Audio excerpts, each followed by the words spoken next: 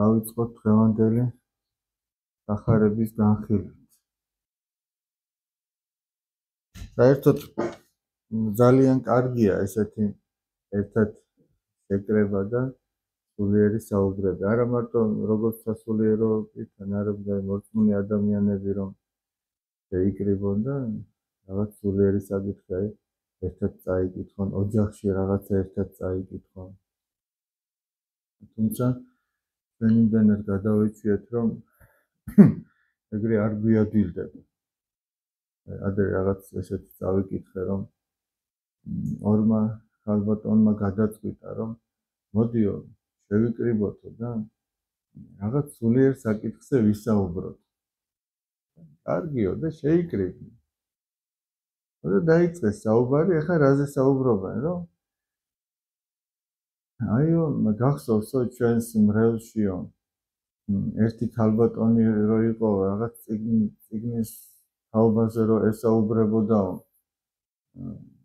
რომელიღაცა მორწმუნე ადამიანსო რომელი ხალბატონიო და აი რომელიო და რაღაცა ყავისფერი ქურქი რო ეცა აი რა კარგი ქურქი იყო მეტაუსაც შეიძინაო დავიდა მათი საუბრები აუხვია და გაცდა ყველანაირ სულიერს მე ასეო ისეო რაღაცა კარგი ხანი რო ისაუბრეს აღმოაჩინეს რომ არც ეგრე ადვილი ყოფილაო ეგ სულიერი საუბრებიო და იქ ყოველთვის რაღაცა ახლავს გადაგახვევინოს სხვა მხარეს. აი თუნდაც ის რაღაცა ინტერნეტის და სოციალურ ქსელთან დამოკიდებული. თითქოს გინდა რომ კარგი მიზნით შეხვიდე, მაგრამ ისე უცბად გადაგახვეინებს და ტალახში რო აღმოჩნდები მე ამჩნევ რომ თურმე ისთვის შევედი. ამიტომ რაც უფრო ცოტა იქნება მასთან შეხება და მეტი იქნება ესეთი ჯანსაღი, ჯანმრთელი ურთიერთობების საუბარი სულიერ საკითხებზე, ეს ძალიან მნიშვნელოვანი იქნება, ძალიან კარგი იქნება სულისთვის. თუნდაც აი ყოველგვარი მის გარეშე ვამბობ რა, თუნდაც ჩემნაირი გამოუცდელი სასულიერო პირი იყოს და უბრალოდ რაღაც სულიერ საკითხზე ვცდილობდეთ რომ ვისაუბროთ. სადაც 2 და 3 შეიკრიბებო ჩემი სახელითო ხო ამბობს უფალი მეც იქ ვარო მათ შორის. აი ჩვენ ხო ამდენი ადამიანი შევიკრიბეთ იმისათვის რომ რაღაც სულიერი მოვისმინოთ. და ჩვენ უფლის იმედად ვართ რომ ის რაღაცას მოგცემს, რაღაცას გვათქმევინებს. იმისთვის რომ ჩვენ ერთმანეთი გავამტკიცოთ, ჩვენ ერთმანეთს რაღაც სიხარული მივანიჭოთ, რაღაცა სხვადასხვა წმინდა პახუმის დიდი ცხოვრებიდან არის ასეთი რამე. ერთი ახალგაზრდა მივიდა მათთან მონასტერში. სტეფანე თუ არა ვწდები, არ მახსოვს, კარგი ხნის წინ წავიკითხე. და საერთოდ ცნობილია პახუმიდიდის მონასტრებში ათასობით ადამიანი ცხოვრობდა. და ბერძნული ალფავიტის მიხედვით იყო დაყოფილი მათი საცხოვრებლები. სხვადასხვა კატეგორიის მონაზვნები სხვადასხვაგან ცხოვრობდნენ, ეს მანიცო და როგორ სხვადასხვა მინდა პახუმი დიდი ითვლება მონასტრული ცხოვრების ფუძემდებლად. ანტონი დიდი მასთან ერთად მოღვაწე, მის პერიოდში მოღვაწე უпростоრად ითვლება განდეგილური ცხოვრების ფუძემდებლად, აი განმარტოებით რომ ცხოვრობენ და პახუმი დიდი როგორც აი ზოგად ცხოვრებულთა მონასტრის ჩამოყალიბებლად და ფუძემდებლად, რომელსაც როგორც მისი ცხოვრება აღწერს თავად ანგელოზისაგან ჰქონდა მიცემული სპილენძის ფირფიტაზე დაწერილი წესგანგება, ტიპიკონი, როგორ უნდა ელოცათ, როგორ უნდა ეშრომათ, როგორ და როდის დაეძინათ, თუ როგორ ეჭამათ და რა დროს და ასე შემდეგ, ყველაფერი, როგორ შემოსილიყვნენ და ასე შემდეგ, ყველაფერი.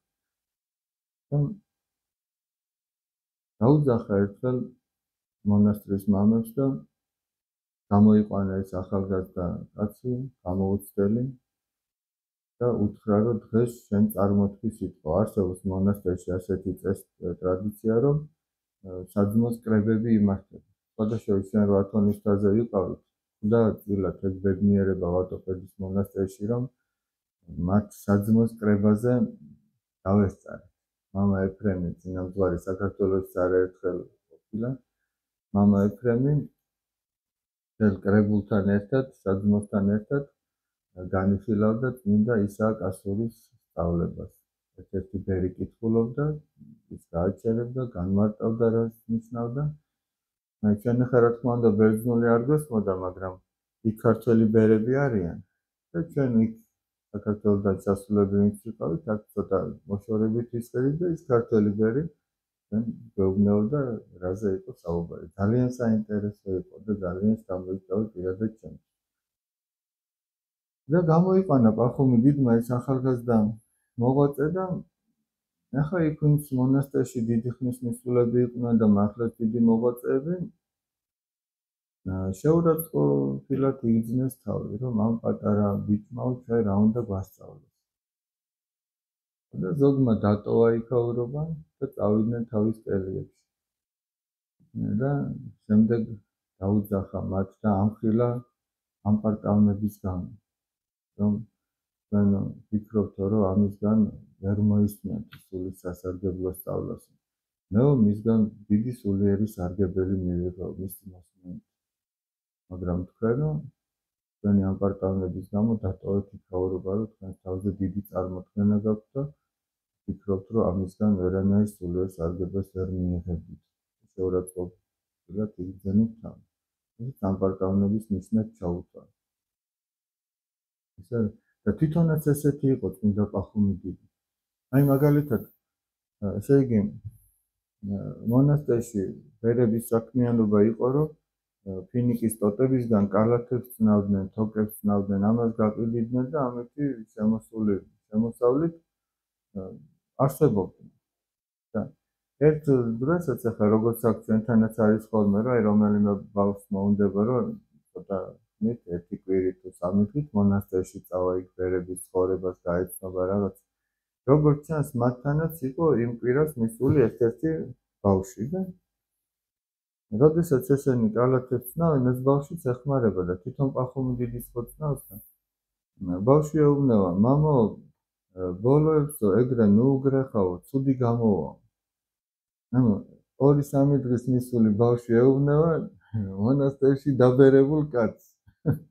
და აბა როგორ შვილო, როგორ უნდა გავაკეთო და აი ასე და ასე ბავშვმა უთხრა და წმინდა მამამ დაუჯერა და ისე გააკეთა.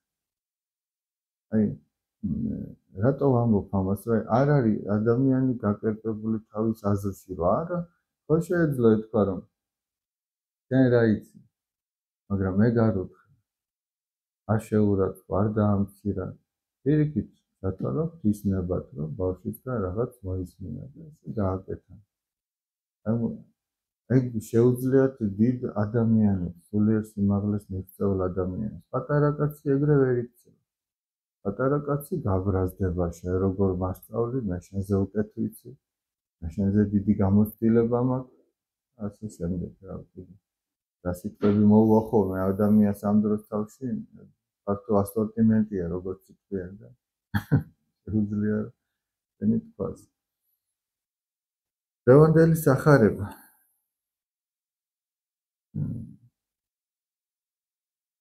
ყოველმან, რომელმან აღიაროს ჩემდამო წინაშე კაცთან, მეცა აღიარო იგი წინაშე მამისა, ჩემისა ზეცათას. ვინც მე აღიარებს ადამიანთა წინაშე, მას მეც ვაღიარებ ჩემი ზეციერი მამის წინაშე. და რომელმან უარმყოს მე წინაშე კაცთან, უარყო იგი მეცა წინაშე მამისა, ჩემისა ზეცათას. და ვინც მე უარყოფს, მეც უარყოფ ჩემი ზეციერი მამის წინაშე. ესე იგი, და სხვაგან ამბობს კიდე, სხვა მახარებელი იმასაც ამატებს, რომ ვისაც შერწყვებაო ჩემიო და ჩემი სიტყვებისო, ამ მემრუშე და ცოდვილ მოდგმაშიო, ის შერწყვენილი იქნება ჩემი ზეციერი მამის წინაშე. მაგალითისთვის ვიტყვი, რომ ახლა თქვენ ცოტა უფრო ასაკიანები ბრძანდებით, აი 30 წლის წინანდელი ამბები კარგად გახსოვთ და კიდევ უფრო იქით რაც ხდებოდა კომუნისტური რეჟიმის დროს, უღმერთო რეჟიმის დროს, თქვენ იცით, რომ ბევრ ადამიანს მაინც და მაინც არ უადვილდებოდა, ესე რომ ვთქვა. რომ ეთქვა, რომ მორწმუნე იყო, რომ ჯვარი გამოეჩინა, რომ ტაძარში წასული იყო სალოცავად, იყო ეს პერიოდი. და სამწუხაროდ თუ საბედნიეროდ შეიძლება კიდე დადგეს ეს პერიოდი. ამიტომაც აი კაცმა უნდა იფიქროს, რომ მე რომ მათ ადგილზე ვყოფილიყავი, რაც გავაკეთებ. ან დღესაც ესე იგი, სადმე თუ აღმოჩნდი ისეთ ადგილზე, რომ შენ შეგცვა, რომ იძარი გადაიწერო, ისე კი არა, რომ ვინმეს თავი მოაწონო და ამის გამო გადაიწერო და ამიტომ თავი შეიკავო. თუ შენ შეესთავს ატყობ, რომ იძარს იმიტომ იწერო, ვიღაცას თავი მოაწონო, იქ ჯობია არ გადაიწერო. მაგრამ თუ შენს თავს შეატყვე, რომ პირჯავს იმიტომ ვერ იწერო, გერიდება იმ საზოგადოებაში პირჯვის გადაწერა, ეს სხვა პრობლემა. ხო ხვდებით რაზე? თუ შენ ამაყად გინდა თქვა, რომ შენ მარხულობ, ჯობია იქ არ თქვა, რომ მარხულობ. მაგრამ სადაც საჭიროა, რომ შენ მარხულობ და იქ გერიდება, რომ თქვა, ეს სხვა ამბავია. იქ უნდა თქვა, რომ შენ მარტო შენ კი არ მარხულობ, ისიც ქრისტიანი ხარ და რომ ახლა არის მარხვის პერიოდი და მე როგორც ქრისტიანი მარხულობ, ანუ მე რამე განსაკუთრებულს კი არ ვაკეთებ. არამედ მე როგორც ქრისტიანი მარხულობ, ეს ჩვეულებრივი ამბავია, ეგრე უნდა წარმოაჩინო, ესე კი არა, რომ ვიღაცებს თავი გადაამეტო, რომ აი მე მარხულობ და თქვენ არ მარხულობ. ზოგადად არ უნდა თქვა, თუ საჭირო არ არის. მაგრამ თუ საჭიროა, უნდა თქვა. აი აქ ამაზეა ლაპარაკი. თუ საჭიროა, რომ შენ თქვა, რომ მორწმუნე ხარ, უნდა თქვა, რომ მორწმუნე ხარ. თუ არა და ისე უნდა მოიქცეთ ჩვენს ადგილზე, აი მე როგორც სასულიერო პირი, თქვენ როგორც მრევლი, რომ იქ არ ჭირდებოდეს თქმა, რომ ჩვენ მორწმუნეები ვართ. მე ადრეც მოგიყევით, ესე იგი პირველ საუკუნეებში იყო ასეთი რამ. ერთი წარმართი ადამიანი იყო ბატონი, რომელსაც ჭირდებოდა მსახურებიდან.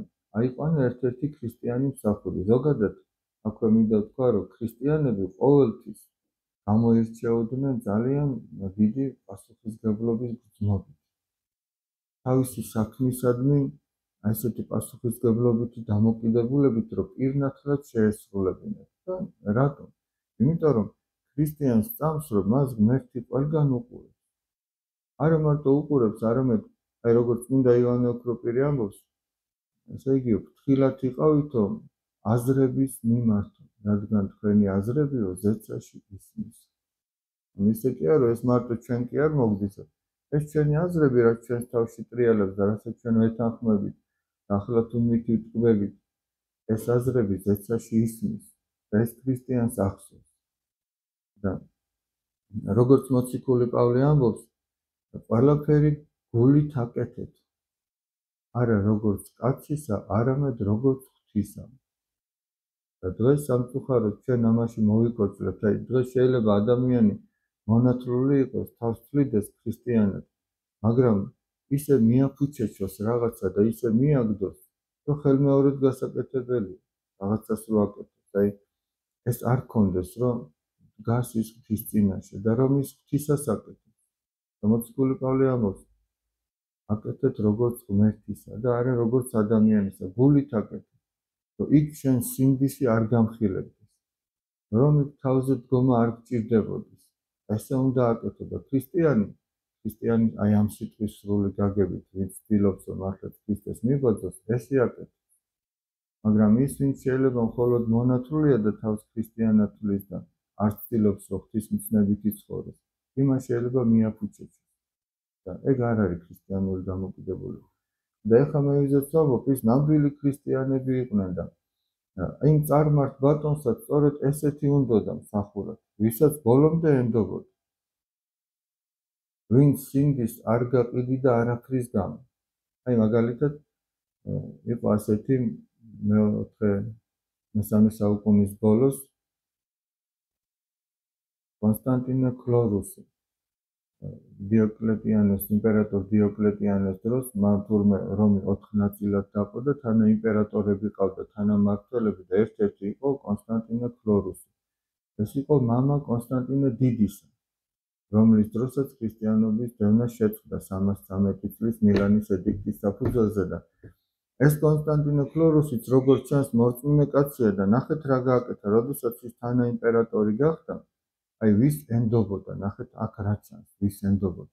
მან გამოაცხადა სამეფოში, რომ ვინც ქრისტიანიაო, მე იმას სამსახურში ვეღარ დავიტოვებ, სამეფო კარზე ვერ დავიტოვებ. და ეს ბუნებრივიც იყო მისგან და სხვა იმპერატორებიც ალბათ ამას ამბობდნენ, იმიტომ რომ ქრისტიანობა იდევნება, დიოკლეტიანი ქრისტიანებს დევნის, აბა როგორ დაიტოვებდა. და ვინც ქრისტიანი არ არისო, მხოლოდ იმას დავიტოვებ. ახლა ზოგმა ქრისტიანმა ამას ვერ გაუძლო და თქვა, რომ მე არა ვარო ქრისტიანი. იმიტომ თქვა, რომ დარჩენილიყო სამსახურში. მაგრამ ზოგმა თქვა, მე ქრისტიანი ვარ და არ მინდა თქვენ სამსახურში ყოფნა, დატოვა სამეფო კარის მსახურება, წავიდა. და კონსტანტინემ სწორედ მათ დაუძახა წასულებს, ვინც ქრისტეზე უარია თქვა, მოდითო თქვენ ჩემთან და თქვენ უნდა იყოთ სამეფო კარის მსახურები. იმიტომ რომ ვინც ქრისტეს ვერ უერთგულებს, ის ვერცმე ვერ მიერთგულებს. ანუ ეს ცხოვრებისეული გამოცდა მარტო იმათ კი არ მოუწყოს კონსტანტინემ.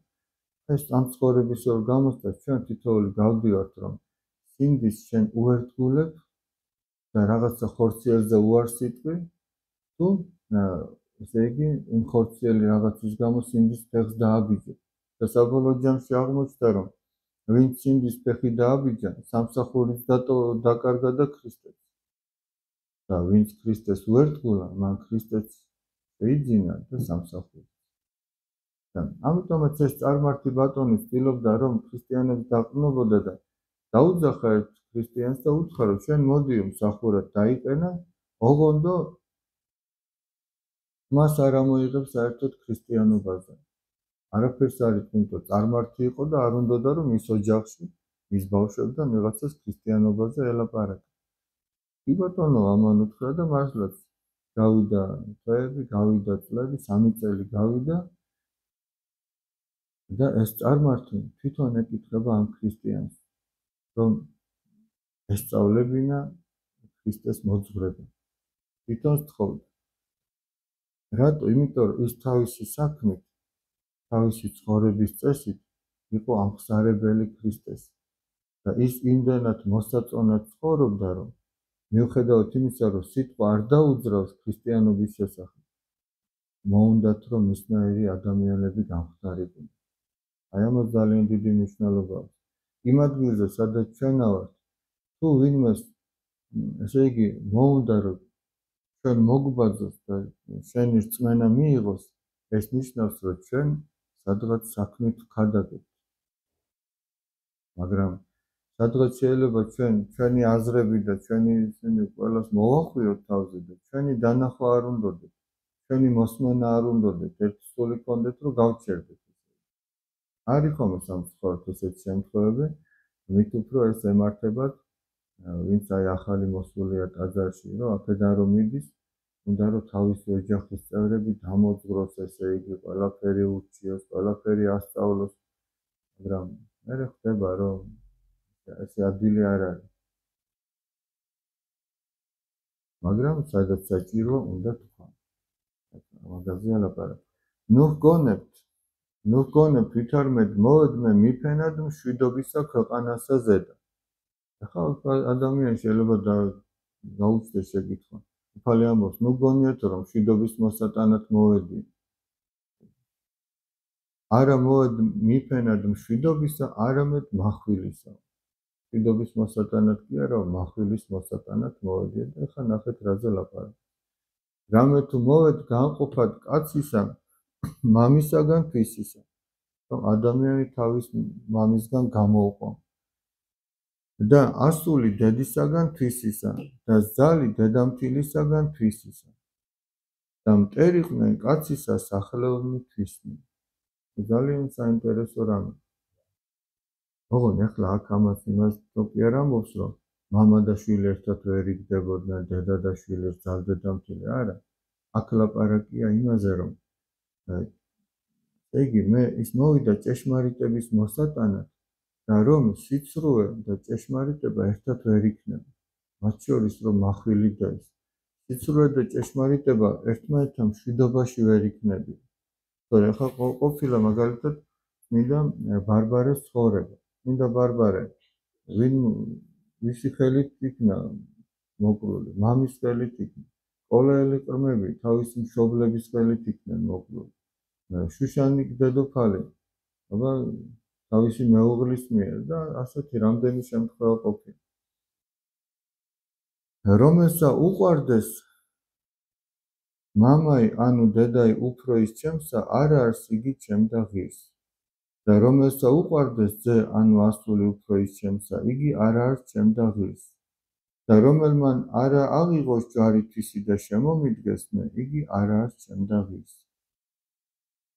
რომელმან მოიპოვოს სული თვისი წარიწმიდოს იგი, და რომელმან წარიწმიდოს სული თვისი ჩემთვის, მან პოვოს იგი. ანუ ვინც ესე იგი ჩემი გულისთვის ყველაფერს მიატოვებს, ის იმ ყველაფერსაც იპოვის და ქრისტესაც. აი ამ სიტყვებს შემდეგში ამბობს, ესე იგი, როდესაც პეტრე მოციქული ეკითხება შემდეგ, რომ უფალო, ჩვენო ყველაფერი დაუტევეთ და შენ გამოგყევითო და რა იქნებაო ჩვენთვის? მართლაც მოციქულებმა ყველაფერი დაუტევეს და გაყვნენ მას. და ვინც დაუტევაო, მამაო, ან დედა, ან ცოლი, ან შვილი, ან აგარაკი, ან მამული, ყველაფერი ჩემი სახელისთვის, ასწილად მიიღებს აქვეო და საუკუნო ცხოვრებას დაიმკვიდრებს. ანუ აქ ახლა ჩვენთვის საერო ცხოვრებაში როგორ არის, შენ ვერ მიატოვებ შენ ოჯახის წევრებს, იმიტომ რომ უფალმა მათზე ზრუნვა დაგავალ. და მოციქული პავლე ამბობს, რომ ვინცო თავის სახლეულზე არ ზრუნავსო, დარწმუნება უარ უყოფიას და არს იგი ურწმუნოისა უძვირეს. მას სარწმუნოება დაუტევებია და ურწმუნოზე უარესია, წარმართზეც უარესია, ვინც თავის ოჯახის წევრებზე არ ზრუნავს. ანუ აქ მაგაზე კი არ ელაპარაკი, რომ შენ არ იზრუნო, შენს დაზე, შენს ძმაზე, მშობლებზე არ იზრუნო, პირიქით, მათზე უნდა იზრუნო, რა თქმა უნდა. მაგრამ სადაც ნებისმიერი ადამიანი შენ იმას გეუბნება, რაც ღმერთს დაგაკარგვინებს, იქ არჩევანის წინაშე გაყენებს, იმაზეა ლაპარაკი. რომელმან შეგიწნარნეს თქვენ მე შემიწნარა და რომელმან მე შემიწნარო შეიწნაროს მომავლინებელი ჩემი. ანუ ვინც თქვენ მიგიღებთ, ის მე მიმიღებს და ვინც მე მიმიღებს, ის ჩემს მომავლინებელს მამას. რომელმან შეიწნაროს წინასწარმეტყველი სახელად წინასწარმეტყველისა, სასყიდელი წინასწარმეტყველისაი მიიღოს. და რომელმან შეიწნაროს მართალი სახელად მართლისა, სასყიდელი მართლისაი მიიღოს. და რომელმან ასვას ერთსა მცირეთაგანსა სასუნელი ერთი წყალი გრილი სახელად მოწყისა. ამინ გეტყვით თქვენ, არა წარუწმდეს სასყიდელი მისი. ანუ ვინც ჩემსგან გაგზავნით წინასწარმეტყველს თუ მორწმუნე ადამიანს მიიღებს, ის სასყიდლის გარეშე არ დარჩება, თუნდაც ერთი ცივი წყალი, ერთი ჭიქა ცივი წყალი რომ მიაწოდეს, ეს არ დარჩება სასყიდლის გარეშე. უფალი ამ ყველაფერს ადამიანს დაუფასებს, რასაც ის ქრისტეს გამო გააკეთებს. აი მაგალითად, როდესაც ელია თესბიტელი ქადაგებდა, იქ იყო სიდონის სარეთაში ერთი ქვრივი დედაკაცი, რომელსაც სწორედ აი ეს ამბავი შეემთხვა, ესე რომ თქვა. ელიამ სთხოვა, რომ წყალი გამოეტანა მისთვის. მერე სთხოვა, რომ საკვები გამოეტანა. და ეს სარეთელი დედაკაცი ეუბნება, თან ეს ის პერიოდი, როდესაც 3 წელი და 6 თვე წვიმა არ მოსულა და ყველაფერი გადამხმარია. წვიმა იმიტომ არ მოსულა, რომ თავად ელიამ სთხოვა ღმერთს, რომ შემწყდარიყო წვიმა.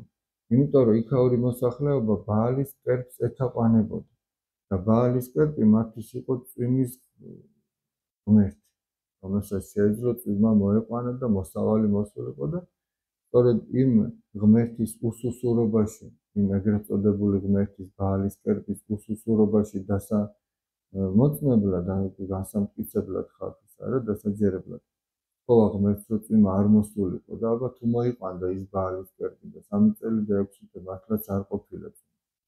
და მიდის სიდონის სარეთში და ეუბნება, რომ იქნება ცოტა საჭმელიც გამომიტანოდა. ეს ხალი ეუბნება მე და ჩემ შვილსო ცოტაოდენი ზეთიღა გვაქვსო და ერთი მუჭა ქვილი, მაგრამ რადგან შენ მეუბნევი, ანუ რადგან შენ აი ღვთისკაცი ხარ და შენ მეუბნევი რომ გამომიტანე, გამოგიცხოფო და გამოგიტანე. აი და მანამდე ეუბნება ეს ცოტაღა გვაქვს, ამას შევჭამთ მე და ჩემი შვილი და მე ალბათ მოვკვდებითო. მაგრამ რადგან შენ მეუბნევი, გამოგიტანე, გამოუცხო. და იმის შემდეგ წერია რომ არ მოკლებია იმ ოჯახს ცოტაოდენი ზეთი და ცოტაოდენი ქვილი. არ გამოლეულა იმ წურწევში. და მე ისიც მოხდა რომ მისი შვილი გარდაიცვალა და ელიას ლოცვით დრეთით იქნა აღდგენილი. ანუ აი ვინც ღმერთს ესე მიენდობა, იმას ღმერთი არ დაუკარგავს. და როგორც ძველი აღთქმის სიბრძნე ამბობს, გამცემი ხელი არ დაცარიელდება. ხელი რომელიც სულ გასცემს, ის არ დაცარიელდება. ესეც ღვთისგანაა. თუმცა ეს მარტო ჩვენ გონების დონეზე თუ ვიცით, შეიძლება ვერ გავაკეთოთ, მაგრამ ერთხელ რომ გააკეთოთ, მიენდობა ღმერთს ადამიანი ორჯერ, სამჯერ, 10ჯერ და ამას იწმუნებს უკვე გამოცდილებითაც ეცოდინება. მერე უფრო შეძლებს ამის გაკეთებას.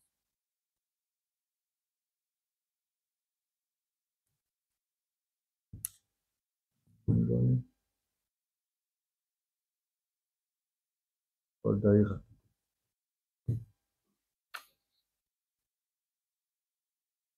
მოდი ერთი შეკითხვა.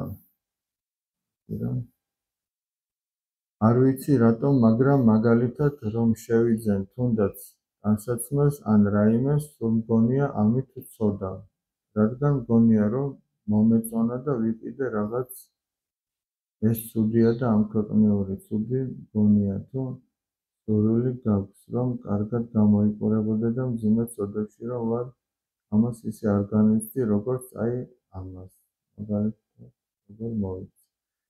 სასანიშნები არ იყო თუ მე ვერ ხედავდი. იყო რაღაცები კი არის, მაგრამ მაინც ვერ წავიკითხე კარგად. მოკლედ მე როგორც გავიგე, ადამიანი რომელიც ამათვე ტანისამოს იყიდის იმისათვის რომ მოსწონს, ეს ძალიან აწუხებს. მაგრამ დიდ ცოდვებში როა ეს არ აწუხებს. თანმიმდევრულად უნდა მიყვანს ესე იგი, ჯერ დიდი ცოდვები უნდა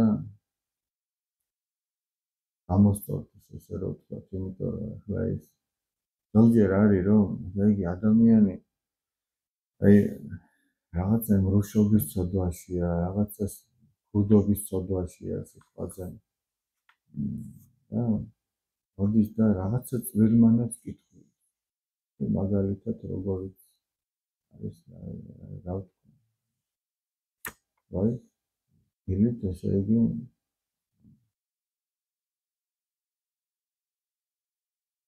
ამ პროცესს აი ხართან დაკავშირებით არის ხომ ხშირად. მას ერთის ოლი აქვს და შეიძლება თუ არ შეიძლება. აი ძალიან წვრილმანი რაღაცაა. მაგრამ ჯერ ის დიდი ცოდვა უნდა გამოსწორდეს, რაც ჩვენ დაღუპისგან მიგვიწვის. იმიტომ რომ ნახეთ, წმინდა იოანე ოქროპირი ასეთ რამეს ამბობს. აი ძალიან საგულისხმო რამე. ეს მაქვს ჩვევიაო, რომ მნიშვნელოვანი უმნიშვნელოდ მოგვაჩვენოს და უმნიშვნელო კიდევ მნიშვნელოვნად. ანუ მნიშვნელოვანია ის, რომ ადამიანი მომაკვდინებელ ცოდვაშია შეიძლება და ეს ვითომც აქ არაფერი. მაგრამ აი ის, რომ რაღაცა თითქოს მოეწონა და ხორციელისგან გადაიხარა ადამიანი, ეს თითქოს რაღაცა. ახლა თან მეორე საკითხი ის არის, რომ ჩვენ ხო მონასტერები არა ვართ, განდეგილები არა ვართ. აბა უნდა მოგეწონოს, ეგეთი უნდა იყიდო. თუ არ მოგეწონა, აბა რაც უნდა იყიდო. მაგრამ რაც მოგეწონა იმას რო იყიდი დღეს, სხვა რო სხვა მოგეწონა, ეს არ უნდა გადააგდო და ახლა ის სხვა არ უნდა იყიდო, იმის გამო რომ ახლა ის უფრო მოგეწონა. შეიძლება კიდევაც შეგიძლია რომ ეს გააკეთო, გადააგდო ან რაღაც დაიწუნო და აღარ ჩაიცვა და გახუსდეს და გაუბედურდეს ყველათ, მაგრამ უნდა მოიხმარო ჯერ ის, რაც გაქვს და თუ შეგიძლია რომ სხვაც იყიდო, გადაკიდე და ის სხვა ჯერ სხვას მოყიდო. ვისაც საერთოდ არ აქვს და სცივა, დახეულიაცია, რაღაცა ისეთი. აი ეგ არის ძალიან მნიშვნელოვანი, თუმცა ეს ცოტა უფრო მერე. ჯერ ის არის რომ შენ ის რაღაცა გამოასწორა. ტალახში რო ხარ ჩავარდნილი. ჯერ ხო უნდა დაიბანო, ეგრევე ხო არ ჩაიცო იმ თუნდაც ახალ ნაყიდს რა. აი ტალახში ჩავარდი, თმები სულ ტალახიანი გაქვს და მოგეწონა ქუდი. რას აკეთებ? ჯერ უნდა დაიბანო თავი, რომ მე ეს ქუდი კოხტა დაიფარო. ტალახიან თავზე თუ ქუდს დაიფარებ, არც თავს ეშველება რამე და ქუდის დაზიანდება, ხო მართალი? და აქაც ეგრეა.